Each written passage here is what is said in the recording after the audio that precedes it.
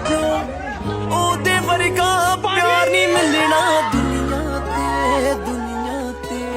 ਆਪ ਸਾਨੂੰ ਪਤਾ ਹੈ ਕਿ ਹਰ ਇੱਕ ਮੁੰਡਾ ਕੁੜੀ ਬਾਹਰਲੇ ਮੁਲਕ ਤੋਂ ਆ ਕੇ ਆਪਣੇ ਮਾਂ ਪਿਓ ਨੂੰ ਵੱਖਰੇ ਤਰੀਕੇ ਨਾਲ ਸਰਪ੍ਰਾਈਜ਼ ਦਿੰਦੇ ਹਨ। ਉੱਥੇ ਇਹ ਵੀਡੀਓ ਸੋਸ਼ਲ ਮੀਡੀਆ 'ਤੇ ਕਾਫੀ ਵਾਇਰਲ ਹੋ ਰਹੀ ਵੀਡੀਓ ਵਿੱਚ ਤੁਸੀਂ ਦੇਖ ਸਕਦੇ ਹੋ ਕਿ ਭਰਾ ਆਪਣੀ ਭੈਣ ਦੇ ਵਿਆਹ 'ਤੇ ਬਿਨਾਂ ਦੱਸੇ ਆਉਂਦਾ ਤਾਂ ਦੇਖੋ ਕਿਵੇਂ ਜਦੋਂ ਪੁੱਤ ਆਪਣੇ ਪਿਓ ਨੂੰ ਦੇਖਦਾ ਤੇ ਭੱਜ ਕੇ ਜੱਫੀ ਪਾ ਲੈਂਦਾ। ਤੇ ਤੁਸੀਂ ਵੀਡੀਓ 'ਚ ਦੇਖ ਸਕਦੇ ਹੋ ਕਿ ਜਦੋਂ ਦਾਦੀ ਆਪਣੇ ਪੋਤੇ ਨੂੰ ਦੇਖਦੀ ਆ ਤੇ ਦਾਦੀ ਨੂੰ ਚਾਅ ਚੜ੍ਹ ਜਾਂਦਾ, ਜਿਸ ਦੀ ਤੁਸੀਂ ਅੱਗੇ ਵੀਡੀਓ ਕਲਿੱਪ ਦੇਖ ਸਕਦੇ ਹੋ।